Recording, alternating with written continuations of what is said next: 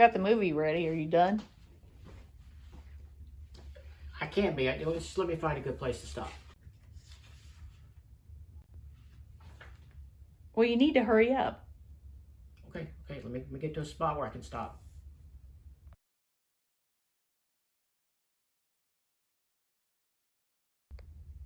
Oh man, that was great. Wait till you see how this ended. Let me show you this one page.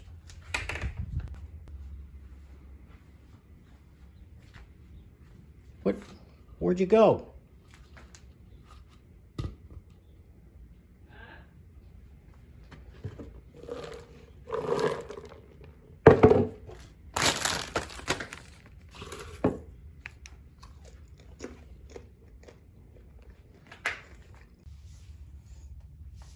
So worth it.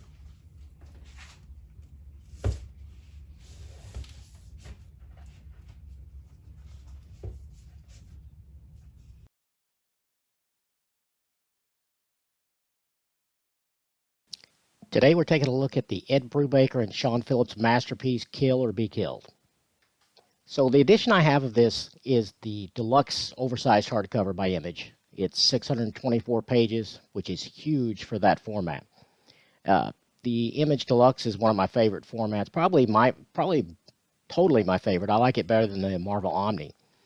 And if you look at some of these shots I'm going to put up here, you can see that they are almost the same size. They're typically much shorter in page count. Usually they run between like 200 and 500 pages. This one, like I said, it's 624 pages.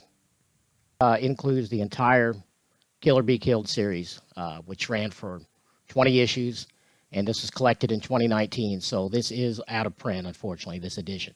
But you can still get it in trade paperback. It's available almost everywhere. It takes 4 trades to hold all this. So this hardcover, taking a look at it compared to some other editions, the Saga one, which is the regular size deluxe hardcover by Image. You see it's the same height, just thicker. In fact, this one is so thick that if you look at it from the right angle, the backboard of the spine is actually a little bit more narrow than the boards of the front and back cover after you've read it and it's relaxed a little bit. But it works out. I mean, once you get it shelved like I have here on a nice tight shelf, it goes back to normal, and it's cool. It's a solid build.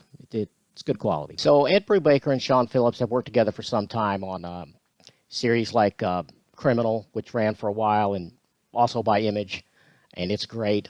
Basically, everything they've done together is great. This team, I rank up there with the greats. I mean, I really do. I think when I think of Stan Lee and Jack Kirby, Chris Claremont and John Byrne on Uncanny, I mean, to me, these two are that good. I can't recommend them enough. They're just great. I mean, Ed Brubaker, he might be, I put him in my short list, probably top 5 living comic book writers. Easily, I believe that. He's known for Gotham Central that he did, like I said, the Criminal series, Fatale, another one he did with Sean Phillips. He did a fantastic Daredevil run, which ranks up there with probably maybe the second best Daredevil run over the last 20 years, in my opinion. It's just fantastic. He created the Winter Soldier. That was all him. Transformed a relatively, unused character from the Silver Age and the Golden Age, Bucky, into the Winter Soldier. And he made you like him, because, I mean, I didn't really care much for Bucky. I don't think anybody did, really. But Ed Brubaker did something with him. Did something that nobody expected. And it worked really well. But he's won Harvey and Eisner Awards. He's done some television work. He's on the Westworld writing staff of the new TV series. And Sean Phillips, he's sort of an old-fashioned-esque kind of artist in that he doesn't really do the overwrought superhero with the crazy muscles and that sort of thing. His work is really realistic looking. Not realistic, not hyper-realistic like John Bolton, but realistic in that the people are believable as people. They're flawed. They're not perfect. They certainly don't act perfect, and they don't look perfect. But it's a real treat. The things he does with cityscapes and scenery, and it's fantastic. Sean Phillips also was the original artist for the first Marvel Zombies miniseries. He did a great job there too. The story here and the plot is it's kind of dark. It's what I would characterize as film noir plus some pulp plus a little bit of police procedural and even possibly a little fantasy horror element. And I say possibly because without giving too much away, a shadow monster appears, or does it? It's kind of open to interpretation, which makes it even creepier.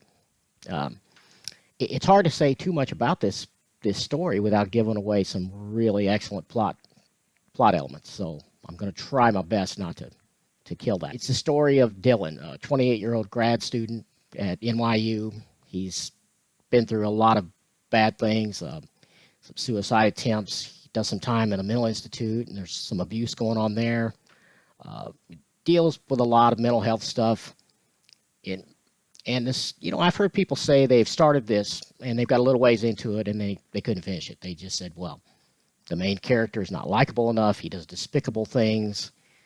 Well, it's kind of true, but everyone thinks they're the hero of their own story. And that's kind of what we're seeing here. These types of stories dwell in a world that's dark and terrible and much like our own sometimes, sadly. But and so there's the need for vigilante justice, and that theme is kind of overwrought. It's been done to death, but you wait till you see how Ed Brubaker and Sean Phillips do that story. It's a ride.